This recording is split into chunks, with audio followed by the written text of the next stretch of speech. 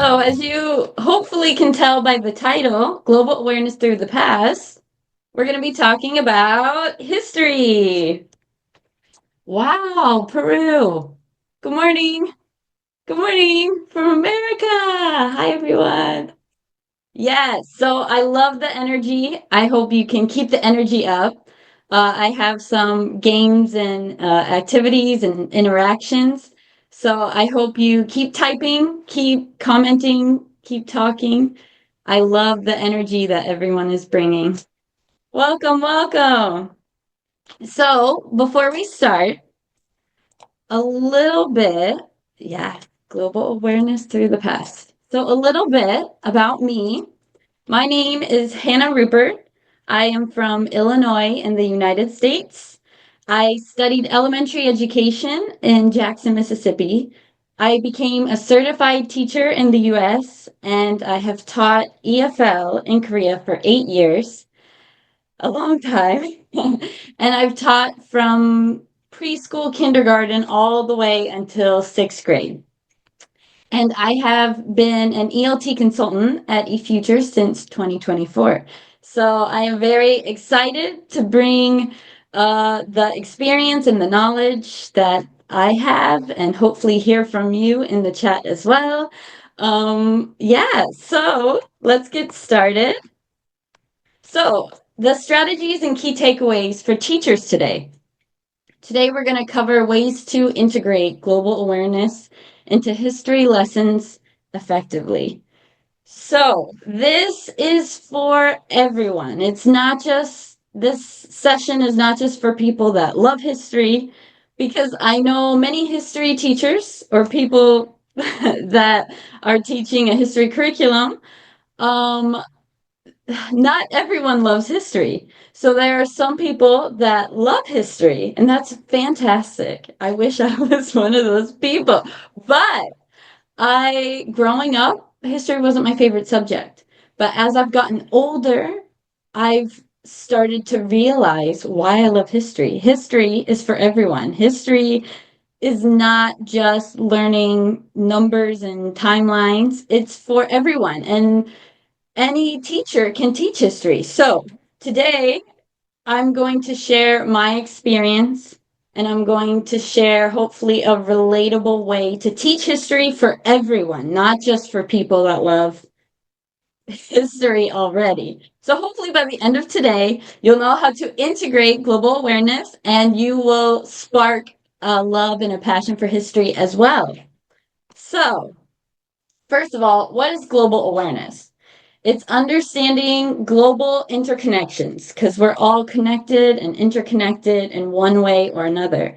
It's recognizing diverse perspectives. We all think differently, we all handle things differently, but it's important to find our common interests, commonalities.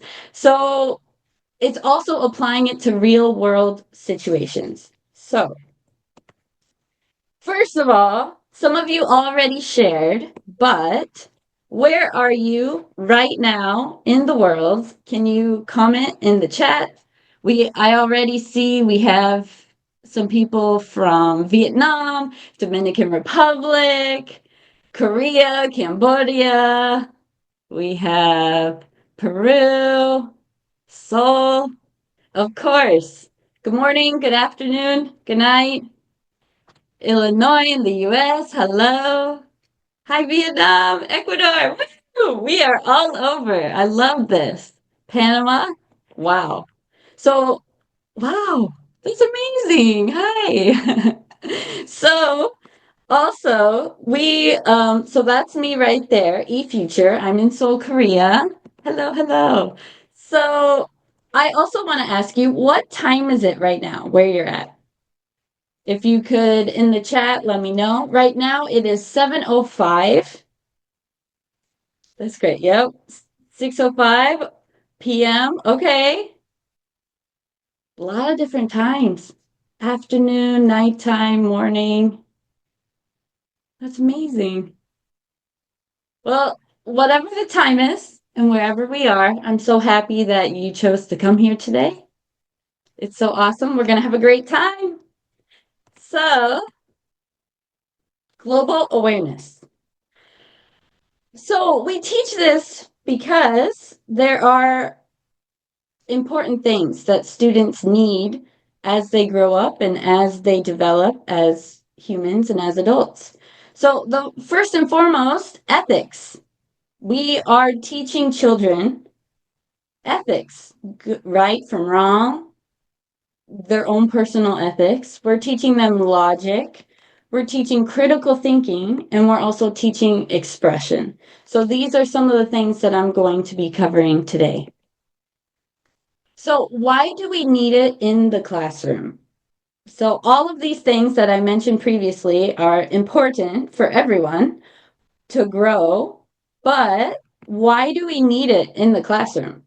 So, first of all, it promotes cultural understanding and empathy. Secondly, it prepares students for a global workforce and economy. So, in the 21st century, it's very important to have an understanding, not just of the economy, but also um, knowing how to work with people from different places. It might be people from the same country that you live in, but you're from very different places. So it's very important for students to know how to work with other people from different backgrounds, different countries, different cultures. And so that's a very important thing that we are teaching, um, not necessarily as a subject, but we are teaching it within the school subjects. Also, we need it in the classroom because it helps students recognize patterns in their own life, in the economy, in the world we live in today. It helps them recognize patterns and avoid repeating errors. It enhances critical thinking, adaptability, and problem solving skills. So, Avicenna, the philosopher, said, to get knowledge, you must study the causes and beginnings of things. So I'm going to share some quotes throughout today, and these are all quotes taken from our hands-on history book from eFuture. So I'm going to tell you about this book as well. So this is hands-on history. What makes hands-on history so great? So, as I said before, I grew up, I loved math, I loved other subjects, but I wasn't a huge history person. And what I find really interesting about this book, it makes me want to dig into history again. And I can honestly say that because all of the stories are engaging, interesting, and it's novel-like stories. It's told in the way that a book is told. So instead of reading from a textbook, sometimes you can get lost in the sauce. But I really like this because it's like reading a story. And if you enjoy reading, then absolutely, your students will as well. So stories are broken down into achievable sections. So it's not a really long paragraph. It's within sections that you can use in the classroom and students can easily read without any issue. So moving on, our hands-on history series. So first we cover ancient civilizations and ancient Greece, ancient China, and that's another reason why these books are so interesting because it covers all around the world. We have Greece and China and Egypt. It's amazing how each unit is a different place for the most part. It's really enlightening. Next, we have the Middle Ages, the Roman Empire, the rise of Islam, the Mongol Empire. We have the Age of Discovery. We have Age of Imperialism. So, this is the progression of the hands-on history books. It moves throughout history and it's covering different places in the world. So, how is it hands-on? So, first of all, it's content-based. So, it's EFL learning. So, it's English foreign language. So, it's specifically for students that are learning English in a foreign country as a foreign language. And it is CLIL, which is Content and Language Integrated Learning. So it is about history. So it is a school subject that can be integrated into the curriculum. Uh, it builds critical thinking and connections. So I will show you throughout today about the book. And this is a review from a professor at the University of Ottawa. It's in all the books. And just like he says, it's very useful for students who are learning English for the first time, and even for teachers that are teaching English for the first time. It is very, very useful and helpful and easy to use. The passages are clear and understandable and illustrated and pictures, and it helps students comprehend certain events. Okay, here's another quote. Give me a fish. I love this quote, also from the book. Give me a fish, and I have the day's food. Teach me how to fish, and I will have every day's food. That's an Egyptian proverb. So now is the fun part. Get your fingers ready to chat. Okay, so global comparisons and connections. So I'm going to show you some things from the Hands-on History book first. So this is from Hands-on History. These pictures are taken from the book as well. So first, we're going to compare. So we're going to talk about writing and the alphabet. So in the book, it talks about Sumerians using clay tablets for writing, and also King Sejong, who is Korean, woohoo! He created Hangul. Next, the Greeks, and how they copied the alphabet from the Phoenician traders, and how the English alphabet was developed. And then I love this one. So it also shows how Chinese characters came from drawings. And I think that's a wonderful activity you can do in your class. Have students draw a picture of something, and then they have to try and create their own unique characters. I think that's a fun way to incorporate that into the classroom. So, for example, cup. If you say, draw a picture of a cup, and they draw a picture of a cup, and then, okay, let's try and create a character from that. I think that's a really creative way to integrate art into history as well. So, global connections. It's really, really, really important not just to look at different countries, but to also connect it to something personal. So, I'm going to connect it to something personal. This is my name in English, in Spanish, in many languages. This is how it looks. And this is my name in Korean. Now, I'm going to show you my name in other languages, and I want you to try and guess what that language is. Okay? Are you guys ready? Are you awake? Are you ready to type? Okay, here's the first one. Can you guess what language this is? I'm going to give you 10 seconds. What language is this? And this is something you can do, okay? And some people might be cheating. Some people might already know what it is. Okay? Okay. Good guesses. So think I think it is Thai. I looked it up online. Of course, I don't know, but that's something you can do with your students. You can, oh, let's try and find our name in other languages. That's a fun activity. After learning about the Sumerians and their writing, you can look up your name in other languages. Okay? What about this one? What do you think this one is?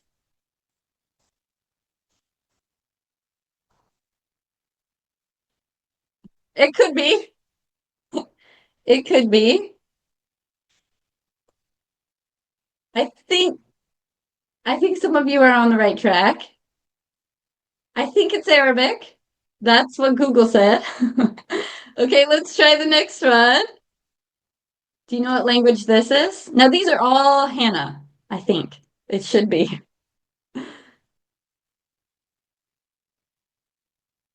What language do you think this one is?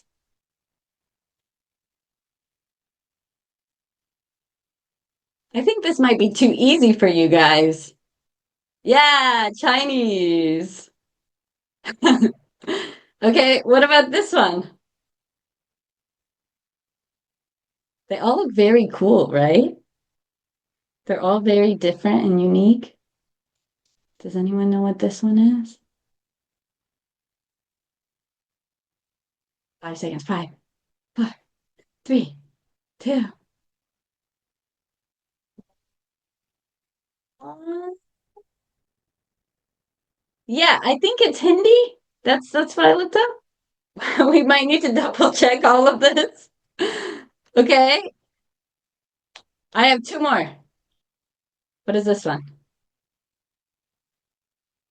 Quick, quick, quick. Type, type, type. What language do you think this is? I think this one's kind of easy. Yeah, Russian. Yeah, I think you guys are right. I think it's Russian. Okay, this is the last one. I think this one's kind of easy too, but maybe just for me. We got some quick replies. Yeah, Japanese. Good job. Good job, everyone. So after this, um, I want you to look up your name in all of these different languages and try and figure out what it looks like. It all looks very, very cool. Does it look like a picture? Does How do you think they created it? And also, how many languages can you write in? Um, or at least write your name. Hopefully, after today, you can write your name in different languages. So, also, global comparisons. So, in the book from Hands on History, we cover the Egyptian pyramids, and we also cover the Aztec and Inca empires, their pyramids. So, today, we're going to look at pyramids throughout today in real life. So, first, I'm going to have you typing more. I hope you're ready. I hope you're ready to interact. Where do you think this is?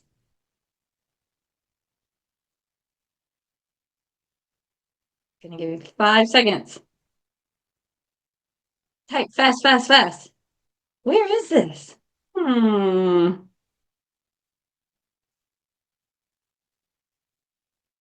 Anybody? The picture in the green box. What do you think that is? The picture I just showed you, this one right here. Where do you think that is? Yeah, Mexico. Good job. Okay, next one. Where is this? This is easy. Yes, it's in France. Good job, guys. Okay, it's gonna get harder. Where's this? Can anybody tell me? Just guess. Wow. Good guesses. Good guesses. It's India. Nice. Okay, it's a temple. The next one. This is kind of an upside down pyramid. It's a little bit different. Where do you think this is? I'll give you a hint. It's in Asia. I think there might be some people from this country in the chat. Maybe. Hopefully. No, not China. It is Vietnam. This is the Hanoi Museum. Okay. What about this? This one is not in Asia. It's in Europe. I'm giving you hints to try and help. And I love all of these guesses. Wonderful guesses. Because, of course, we don't know everything. We're not AI or Google. So we're learning about new places and things. This one is in Italy. Okay. What about this one? This one is in the Americas. Oops. Yeah. Yeah, you're right, Peter. This is in the US. So the cool thing is that we started with the Egyptian pyramids, right? In Hands on History, it talks about the Egyptian pyramids. But looking at these examples here, in India we have a temple. In Vietnam, it's a museum. In Italy, it's not a sculpture. It's a why am I blanking on the word? It's a place you can go and visit and see. And then in the US, it's a stadium, I believe. It's a basketball stadium. So, yeah, it's amazing. Okay, I have some more. Monument. Thank you, Peter. That's the word. Yes, it's a monument in Italy. This one right there in Italy. So, one more global comparison. So, in the book from Hands on History, it talks about animals and pets. So, a legend says that Romulus was raised by a wolf, and also in the Han Dynasty, horses were very, very important to them. Yeah, Romulus and Remus. Yeah, Peter, I love all your chats. Okay. Also, um, the Mongols rode a lot of horses, and I'm going to talk to you later about Alexander the Great and his horse. But for now, I'm just going to show you the picture. So, do you guys know who this is? If you know who this is, type it in the chat. So the pictures at the top of the screen are from the Hands on History book. The ones from the bottom of the screen are some things that I found online. So because we live in the 21st century, you can always look up things online to share with your students. Of course, make sure that they're correct. Yeah, Frida Kahlo. But yes, so Frida Kahlo, she created these paintings with her monkeys. She had pet monkeys. Yeah, yeah, from Mexico. Absolutely. Yep. So, one of her most famous monkeys in the picture from 1938, that's her monkey, and I'm not sure how to say this, Fulong Chang, I think. Um, so when I'm showing you these people throughout history and their pets, I'm also looking at the names of their pets. Okay, so also another person that I want to cover is Pablo Picasso. And do you know where Pablo Picasso was from? Or where he lived? Or, yeah, yeah, he was from Spain. A majority of his life he lived in France. So the story of him and his dog, Lump. And Lump means rascal, but the story is there was a photographer named David Douglas Duncan. And Duncan came to photograph, he came to Picasso's house to photograph Picasso. But his dachshund, didn't get along with his really big dog, so he brought the dachshund with him to Picasso's house. And when Lump came to Picasso's house, Lump immediately was drawn to Picasso, jumped on him, was licking on him, and absolutely loved him. And he was just a visitor in the house. And so Picasso asked Duncan, he said, does Lump have a plate to eat off of? And Duncan's like, no. So Picasso painted the plate that you can see there in one of the pictures. There's a picture of him painting the plate. And then there's also a picture of the plate. So he painted a picture of the dog on the plate. And because Lump and Picasso loved each other so much, Lump ended up staying and becoming Picasso's dog. He was just visiting, but he ended up becoming his dog, and they loved each other so much. And you can see Picasso did a famous painting of Lump as well. And Picasso had many dogs. He loved dogs, but Lump was special. He would carry him around everywhere. Um, and it's I cried whenever I read about this because they died within 10 days of each other. And I think that's really wild, the connection that they had.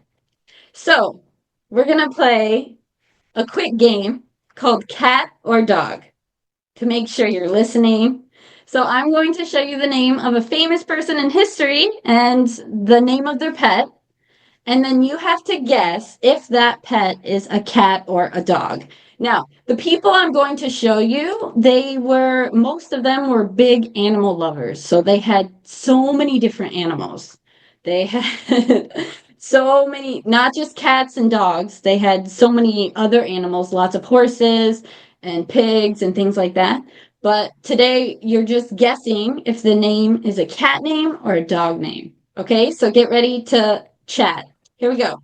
First, Napoleon. Napoleon Bonaparte. The name of his pet is Fortune. What do you think? Is it a cat or a dog? Dog, dog, cat. Okay. Good guesses. I love the interaction. The answer is, are you ready? It's a dog. Fortune was a small pug. It was his wife's dog that he often had trouble with, but nonetheless, it was his dog. He had a lot of other pets as well, and he had war dogs and horses and things like that. But Fortune is very, it looks like him. It's hilarious. So Fortune is famous because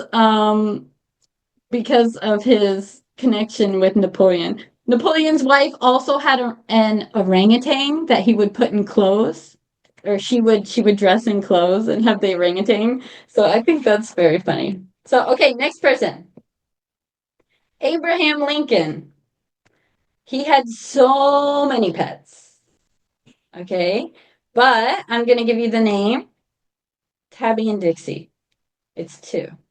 Do you think it's a cat or a dog?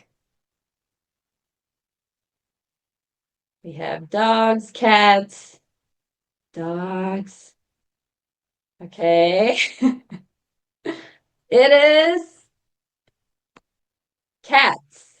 So the thing, Abraham Lincoln, he had a lot of pets. He did have a dog that he loved, Fido, but I'm talking about the cat specifically just right now. Tabby, yeah. They were tabby cats. So it's funny because in the White House, he was known to bring them to the table and feed them with gold spoons at the table. And people would comment about how he did that. I think that's so funny. Yeah, okay. But yeah, he had so many other pets. He had a turkey named Jack. He had a horse named Old Bob. I think it's so funny to hear about the names that people in history that we highly respect and we think about, whether with admiration or whatever. Whenever we think about these people and we think about the names of their pets, old Bob the horse. Okay, here we go. Next up, Queen Victoria. Her pet's name is Dash. Do you think that's a cat or a dog? I think I made this quiz too easy. Yes, it is a dog. She loved, loved, loved her dog. She also had another pet named Lori. What do you think that is? She had many pets as well. A salamander, a horse, a fox. I think you guys know I'm trying to trick you.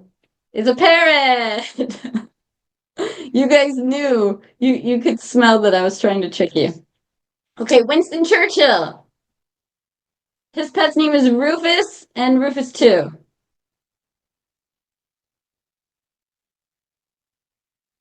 We're back to cats and dogs. I promise. Rufus and Rufus 2, they were dogs, two poodle dogs. And the story with that is he had a poodle dog, and so Rufus, he died, and then someone gave him Rufus 2, and he loved both of them so much. Okay, here's one more. Jock. Do you think that's a cat or a dog?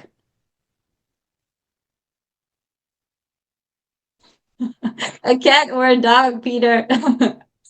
Cat? Okay. Jock is a cat. A ginger cat with a white bib. Okay, so I need to keep things moving, but to make connections like we will with our students, I want you to guess. I have a pet. Do you think it's a cat or a dog? If you know the answer, don't say it. Because I think many of you know. A falcon? I have a pet falcon. My dog's name is Mooney. Okay, cat, good guess. Good guess. The answer is, I might be going too fast, but I'm also need to keep on track with time. It is a dog. She's a poodle. So I'm going to ask you guys, do you have a pet? What is its name? If not, if you don't have a pet, what would you name it?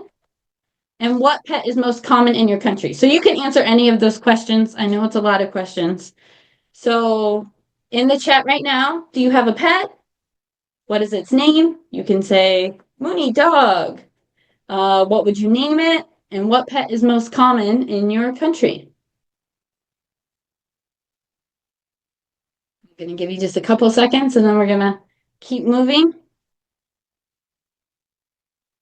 Did you have a pet as a child? If you don't have one now, did you have one as a child? Okay. We have Gordy, cat. Cooper and Lacey are dogs.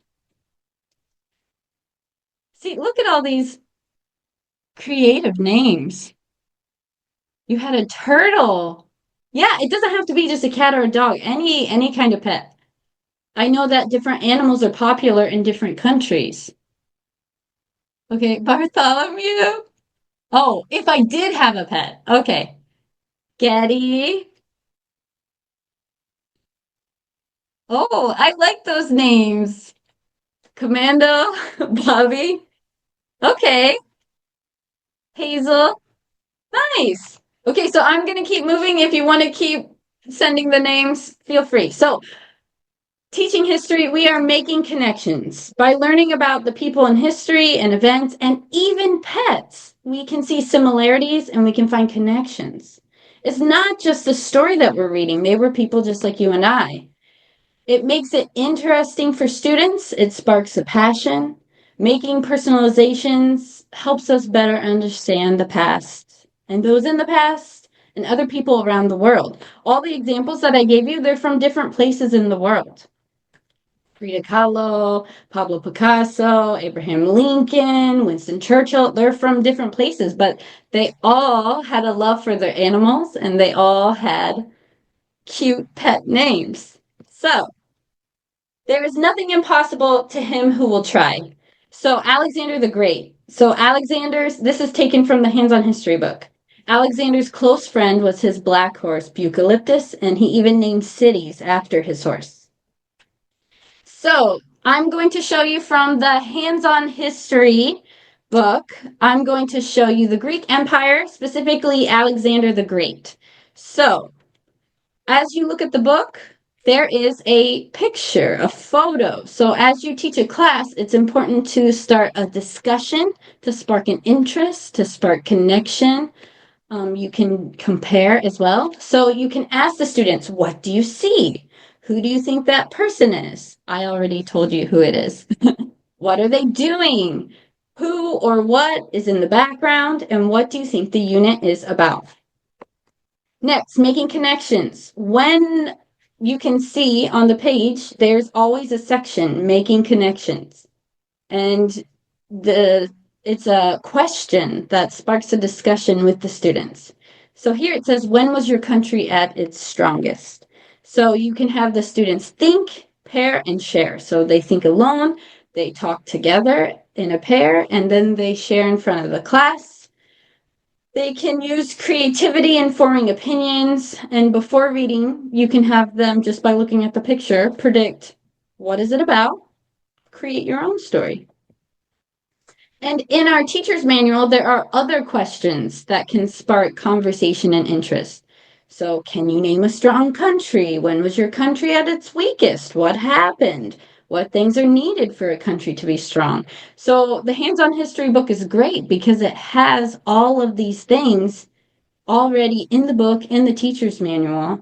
So, you're not having to make all of this and look all of this online like I did. It's already in the book.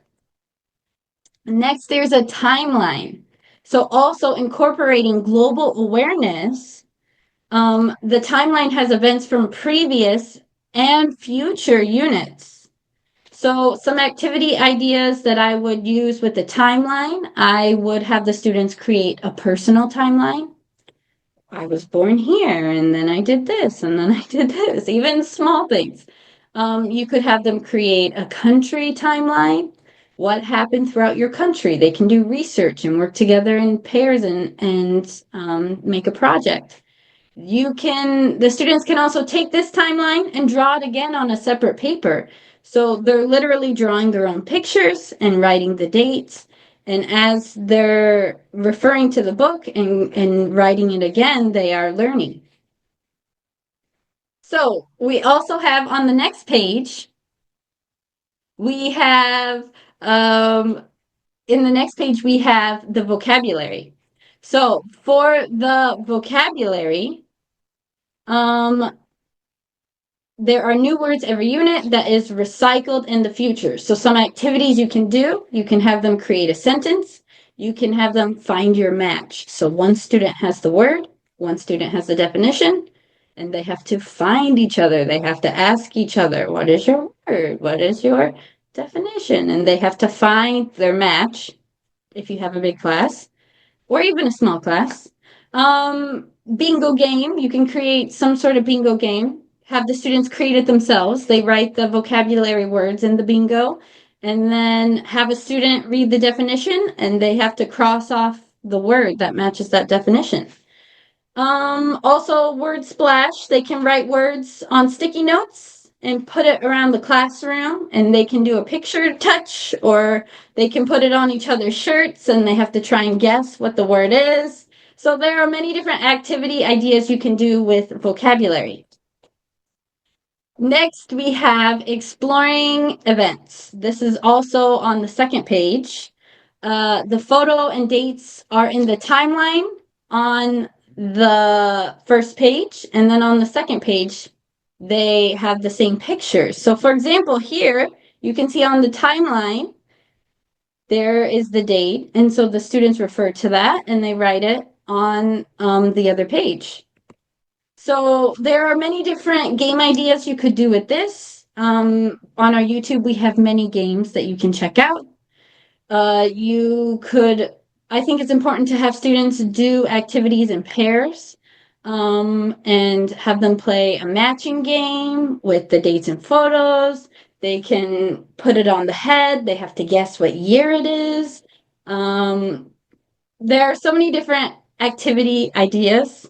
For time's sake, we're going to keep moving, but if you check out our YouTube, we have a lot of games using flashcards that you can use with these pictures and timeline.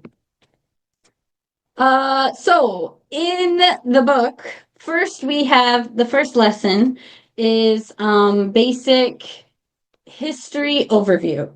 So I always like to have students read in pairs, because if you have them read as a whole group, there's always the ones that kind of get lost in the sauce. Maybe the ones that aren't as interested in history, or maybe their reading is not the same as everyone else. So I think it's important to read in pairs. When you read individually, it's hard to make sure. Hello, hello.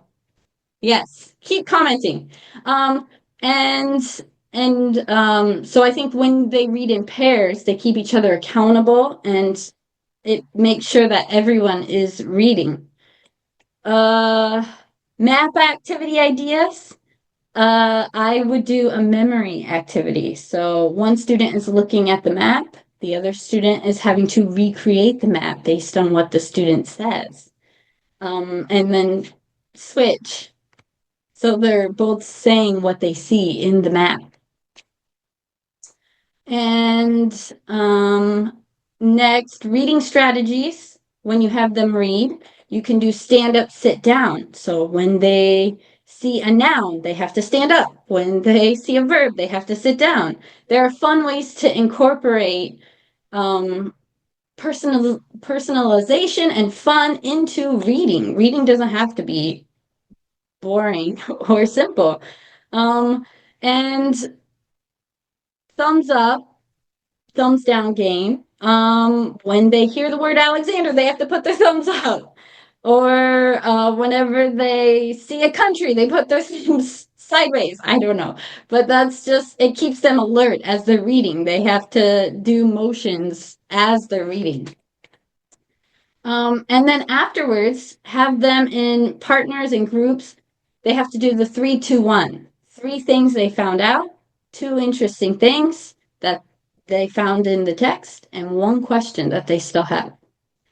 So, and then 1 word splash. They write down 1 word that they feel sums up the entire material. So after reading Alexander the Great, their word might be pet because of the horse, or it might be frustrated. That's one of the vocabulary words there. So yes, games are great for student engagement and motivation. Absolutely. Vocabulary games. Check out our YouTube. We have lots of games available.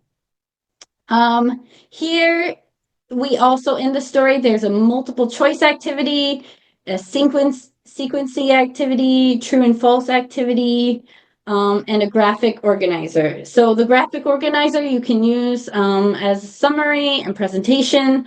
Also with true and false, there's a XO game. Yeah. So Sue is giving our YouTube right there. A lot of game activities on there. So for true and false, you can make it interactive, not just in the book. With sequencing, have the students, each student has a sentence and they have to, okay, this one's first, I stand here. And this one's second, I stand here. And this one's next. And with the true and false game, you can make little paddles or you can just have them go X, oh, true, false. So making it interactive with the students. In hands-on history, in the journal. So in lesson 2, it's a journal. So the students, they can fill in the blank using the vocabulary words. And hands-on history also has audio, so the students are able to listen to the audio for this and for lesson 1.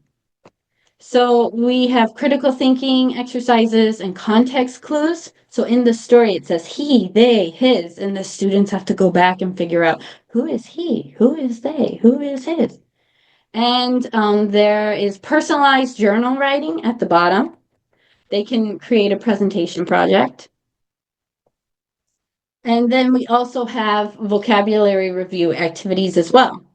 So I think it's important as you do these lessons to link and review vocabulary. The book already does it, but if you're regularly reviewing the vocabulary, it's very helpful for the students. Try and have the students link what they learned in the unit to their own lives, culture, history, country. How is it different from other countries? In a journal. I think that's really important in history, in a history class. They can journal. It doesn't have to be a graded journal, but having them just journal, I feel like is really, really helpful to help create personalization. And it encourages critical thinking, personal opinions, and experience. So, going into personal experience, these are my parents. This is my mom and my dad. They might be watching. So, my parents are a huge reason why I live in Korea. And I think they really gave me global awareness because my mom lived in Japan for a couple of years. And growing up, we would play Japanese games. She would say Japanese phrases.